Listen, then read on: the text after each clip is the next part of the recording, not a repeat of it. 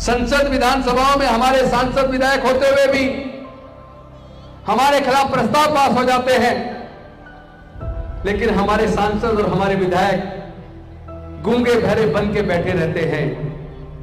वो समाज की आवाज नहीं बनते, वो समाज के दुख दर्द को नहीं उठाते, वो गुलाम बन जाते हैं कि चमचा चाहे सोने का हो, चमचा चाहे चांदी का हो, चमचा चाहे पीतल का हो, ये चमचा तय नहीं करता कि कढ़ाई में से सब्जी निकालकर किसको कितनी देनी है, किसको कितना अधिकार देना है, ये चमचा तय नहीं करता, बल्कि जिसके हाथ में चमचा है ये वो तय करता है किसको कितना अधिकार देना है।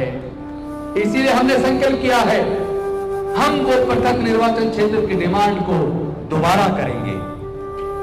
पूरे देश के अंदर पृथक निर्वाचन क्षेत्र की डिमांड को दोबारा करेंगे। बहुजन क्रांति और बहुजन नायकों को समर्पित दलित दस्तक का 2024 का शानदार बहुजन कैलेंडर आ चुका है।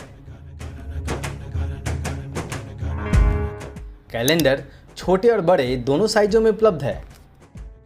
बुकिंग के लिए दिए गए नंबर पर व्हाट्सएप करें या ईमेल करें। थोक में ऑर्डर करने पर मिलेगी आकर्षक छूट। के डॉक्टर बाबा साहेब अम्बेडकर, मैं तुम्हारी कुर्बानी को बेकार नहीं जाने दूंगा।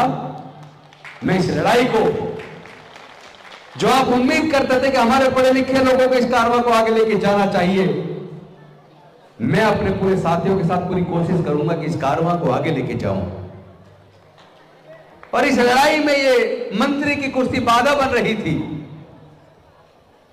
तो मैंने अपने सिद्धांतों के लिए, बाबा साहेब के मिशन के लिए उस कुर्सी को भी कुर्बान कर दिया। यह कोई बहुत बड़ा काम नहीं किया, क्योंकि ये कुर्सी दी बाबा साहेब ने थी।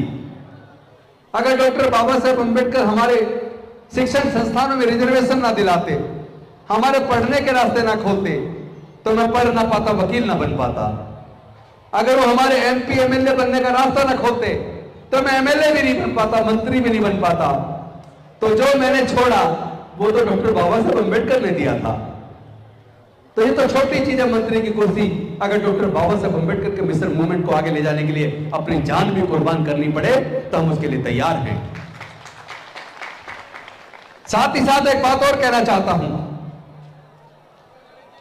डॉक्टर बाबा साहेब अम्बेडकर जी ने ब्रिटिश सरकार को कन्विंस किया अपनी आर्ग्यूमेंट से। 23 सितंबर 1917 को जब उनका सामान बाहर फेंक दिया, उनकी ट्रेन छूट गई थी, बड़ोदरा के कमाटी बाग में पेड़ के नीचे बैठ के चिंतन करते हुए, रोते हुए उन्होंने संकल्प किया था कि मेरा पूरा जीवन अपने समाज की गुलामी को दूर करने में जाएगा। वहां से उनके जीवन के संघर्ष की शुरुआत होती है। फिर वो साउथ बोरो कमीशन के सामने समाज की बात रखते हैं, फिर वो साइमन कमीशन के सामने अपने समाज के अधिकार की बात रखते हैं। फिर 1930, 1931, 1932 में लंदन में राउंड टेबल कॉन्फ्रेंस में अपनी बात को रख के, अपने आर्गुमेंट से अंग्रेज सरकार को यह बात मानने के लिए मजबूर करते हैं कि हमें पृथक निर्वाचन क्षेत्र चाहिए, डबल वोट का अधिकार चाहिए। और वो डबल वोट का अधिकार इसलिए मांग रहे थे ताकि एससी एसटी को चुनने का अधिकार केवल एससी एसटी को ही वोटर को हो। लेकिन हुआ क्या, हमारे साथ बहुत बड़ा धोखा हो गया। गांधी जी अनशन पर बैठ गए यरवदा जेल के अंदर, और जब उनकी हालत बिगड़ने लगी, पूरे देश से चिट्ठियां आने लगी, बाबा साहब को धमकी दी जाने लगी कि अगर इस आमरण अनशन के दौरान गांधी जी की डेथ हो गई तो तुम्हारी पूरी कौम को कत्ल कर दिया जाएगा, नरसंहार कर दिया जाएगा। तब डॉक्टर बाबा साहब अम्बेडकर जी ने सोचा कि अगर गांधी जी इस अनशन में मर गए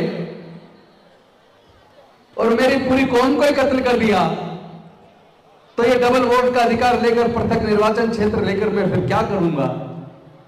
तो गांधी जी की जान बचाने के लिए और अपने इस दलित आदिवासी समाज को नरसंहार से बचाने के लिए डॉक्टर बाबा साहेब अम्बेडकर जी ने बड़े दुखी मन से, मजबूरी में 24 सितंबर 1932 को पूना पैक्ट किया।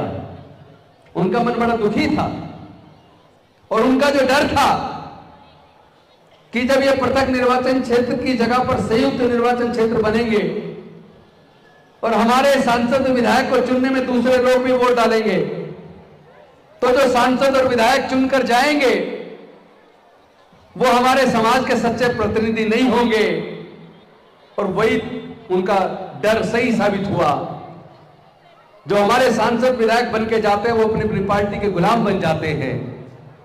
उन्हीं की आंखों के सामने मंत्रिमंडल में हमारा मंत्री होते हुए हमारे खिलाफ ही प्रस्ताव पास हो जाता है और हमारा मंत्री भी उसका विरोध करने के बजाय उस पर साइन कर देता है। संसद विधानसभाओं में हमारे सांसद विधायक होते हुए भी हमारे खिलाफ प्रस्ताव पास हो जाते हैं, लेकिन हमारे सांसद और हमारे विधायक गूंगे बहरे बन के बैठे रहते हैं। वो समाज की आवाज नहीं बनते, वो समाज के दुख दर्द को नहीं उठाते, वो गुलाम बन जाते हैं। इसी के ऊपर माननीय कांसीराम साहब ने चमचा युग लिखा कि चमचा चाहे सोने का हो, चमचा चाहे चांदी का हो, चमचा चाहे पीतल का हो, ये चमचा तय नहीं करता कि कढ़ाई में से सब्जी निकालकर किसको कितनी देनी है, किसको कितना अधिकार देना है, ये चमचा तय नहीं करता, बल्कि जिसके हाथ में चमचा है ये वो तय करता है किसको कितना अधिकार देना है। इसकी वजह से हमारे चमचे पैदा हुए और जो समाज को हक अधिकार मिलना था वो न मिल पाया। इसीलिए हमने संकल्प किया है, हम वो पृथक निर्वाचन क्षेत्र की डिमांड को दोबारा करेंगे। पूरे देश के अंदर पृथक निर्वाचन क्षेत्र की डिमांड को दोबारा करेंगे।